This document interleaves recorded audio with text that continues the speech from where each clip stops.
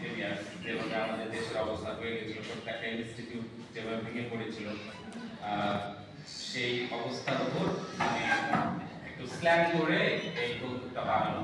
তারপর আমরা আমাদের দেশকে ভালোবাসি, আমাদের দেশ যেমনই হোক আমাদের নিজের অবস্থান থেকে আমাদের জন্য কারণ তারপরে এটা শেষ আমাদেরকে একটা উক্তি বলি, আমেরিকার সবচেয়ে কনিষ্ঠ প্রেসিডেন্ট জন এফ কেনেডি, নাম শুনেছেন? জন এফ কেনেডি উনি তার ভাষণে একটা কথা বলেছিল, উনি যেদিন প্রথম কি হয় মানে প্রেসিডেন্ট হয়, প্রেসিডেন্টের পরে প্রথম যে স্পিচটা দিয়েছিল সেই স্পিচের প্রথম লাইনটাই ছিল যে ask not what your country can do for you but ask what you can do for your country। কখনো এটা ভাববেন না যে মানে আমি আপনার জন্য কি করতে পারি, কখনো এটা ভাববেন যে আপনি আপনার দেশের জন্য কি করতে পারেন। এটা হলো ব্যাপার। আমরা জনগণ আমরা যদি আমাদের সব অবস্থান থেকে প্রত্যেকেই সচেতন থাকি, দেশের জন্য কিছু না কিছু করার চেষ্টা করি, অবশ্যই আমাদের দেশের ডেভেলপমেন্ট সম্ভব। কিন্তু আমাদের প্রত্যেকেরই স্বস্থান থেকে মেন্টালিটি ডেভেলপমেন্ট করতে হবে। তো যাই হোক, আমরা বলতে আসি যেহেতু এটা দেশ সম্পর্কে ওই যে 15 ইয়ার্সে যেভাবে ই হয়েছিল, দেশের অবস্থা হয়েছিল ওইটার উপর, এই কারণে আগে এই কথাগুলো বলে দিলাম আর কি।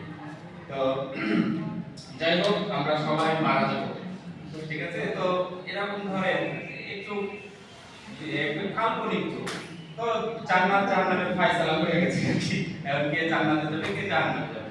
তো জর্জ ডব্লিউ বুশ তো পৃথিবীতে অনেক মানুষ মেরেছে ইরাকে, বুঝছেন? জাহান্নাম তো তার জন্য অপরিহার্য হয়ে গেছে। এখন হচ্ছে জাহান্নামের গেটে গেছে আর কি, সে দারওয়ান আছে, তো বলছে ভাই আপনাকে তো আমি চিনি, আপনি হলেন জর্জ ডব্লিউ বুশ, আপনি তো পৃথিবীর মধ্যে সবচাইতে ক্ষমতাধর রাষ্ট্রের রাষ্ট্রপতি ছিলেন, প্রেসিডেন্ট ছিলেন, তো আপনার জন্য একটা কনসিডার করতে হবে। কি কনসিডার? তাহলে আপনি যে কোনো জাহান্নামে যেতে পারেন। কোন জাহান্নামে যাব? তাহলে আমেরিকাতেই যাই, আমি আমেরিকার প্রেসিডেন্ট ছিলাম, আমেরিকা নামক জাহান্নামে যাব, ঠিক আছে? তো উনি আমেরিকাতে জাহান্নামে গেছে, জাহান্নামে যে গেটে দারোয়ান, তো দারোয়ানকে জিজ্ঞেস করছেন যে ভাই এই জাহান্নামে কি শাস্তি? কেমন আছে যে বুঝছেন ভাই, এই জাহান্নামে হলো যে এক দৈত্য থেকে, বিশাল বড় দৈত্য, বুঝছেন? আপনাকে লোহার বিছানায় শুইয়ে দেওয়া হবে আর আপনাকে বারবার হাতুড়ি মারা হবে, তারপর ইলেকট্রিক শক দেওয়া হবে। সর্বনাশ করেছে। আচ্ছা ঠিক আছে, পাশের দেশ কানাডাতে যাই, কানাডা নামক জাহান্নামে যাই। উনি কানাডা নামক জাহান্নামে গেছে, জাহান্নামে যাওয়ার পরে ওই হলো যে দারোয়ানকে জিজ্ঞেস করতে ভাই এই জাহান্নামের কি অবস্থা, কি কি শাস্তি? ভাই এখানে হলো যে বিশাল বড় দৈত্য আছে, বুঝছেন? সেই দৈত্য হলো যে আপনাকে বারবার হাতুড়িতে মারবে, ঠিক আছে? এতেই আপনার ঘরের অবস্থা হচ্ছে সেই রকম অবস্থা হবে, তারপর ইলেকট্রিক শক দেওয়া হবে। সব কাজ করছে। তো যাও, আমি যেহেতু প্রেসিডেন্ট, সুযোগ যেহেতু দেওয়া আছে, দেখি তারপরে তো পাশের দেশ মেক্সিকো আছে, তো মেক্সিকোতে যাই দেখি, মেক্সিকোতে একই অবস্থা, তারপর একই কথা বলে যাই কোথায়।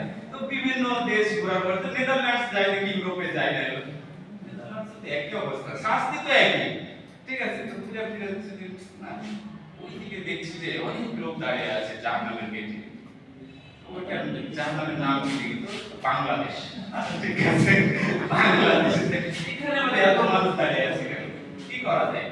তো গেছে ওই জাহান্নামের গেটে গেছে, গেটে যে ওই ভাই এই জাহান্নামে কি শাস্তি?